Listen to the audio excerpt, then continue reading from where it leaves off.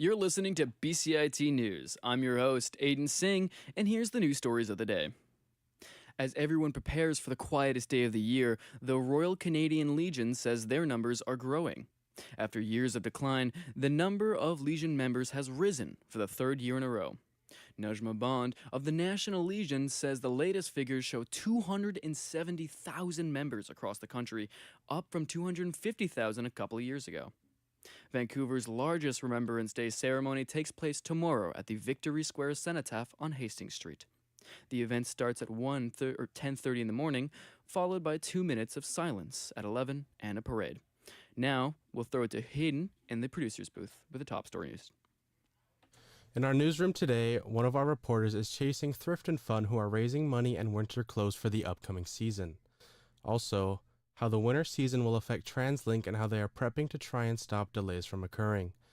Tune into our feature at 11:30 today called From Digital to Disc, how Gen Zs are not just streaming music, but also going for vinyl records. Back to you, Aiden. Sounds good, Hayden. I'm looking forward to it. Now, an animal sanctuary in BC's interior says they're simply consumed with this horror after discovering a positive case of the avian flu. Critteraid, based in Summerlin, BC, took to social media on November 7th to post that its team and volunteers are devastated following the infection, saying that the emotional weight of this moment is immense. Critteraid says on its website that it provides a home for a variety of rescues with 54 animals listed, including house pets, backyard animals, as well as ducks and chickens. The post also claims that the situation requires immediate action and coordination with Interior Health, veterinary professionals, and the Canadian Food Inspection Agency. The announcement comes shortly after the cull and disposal of what CFIA says were 314 ostriches at the Universal Ostrich Farm near Edgewood, BC.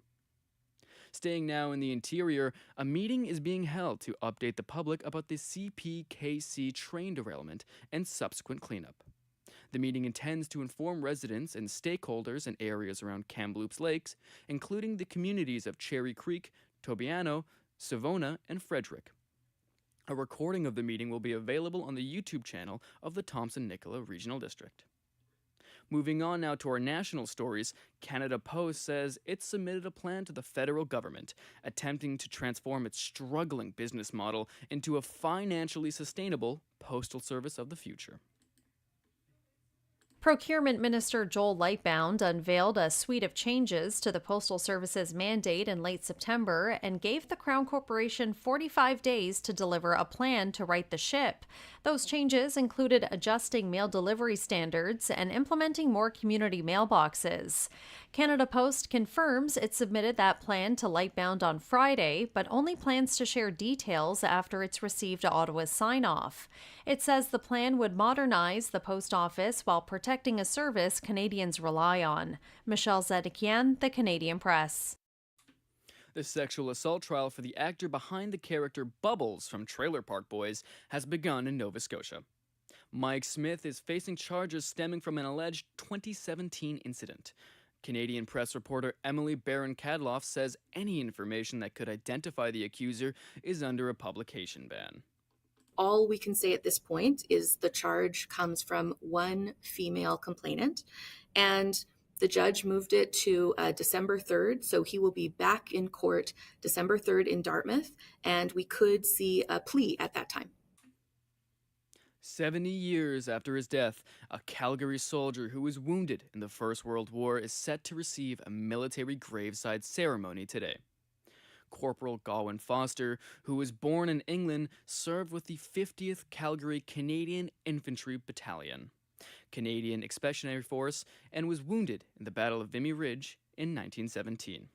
He passed away in 1955 in Portland. Foster's ashes remained unclaimed for a long time, finally being returned to Calgary in August to be laid to rest with others from his unit. That was your headlines from 10:30 a.m. My name is Aiden Singh. Stay tuned on BCIT News.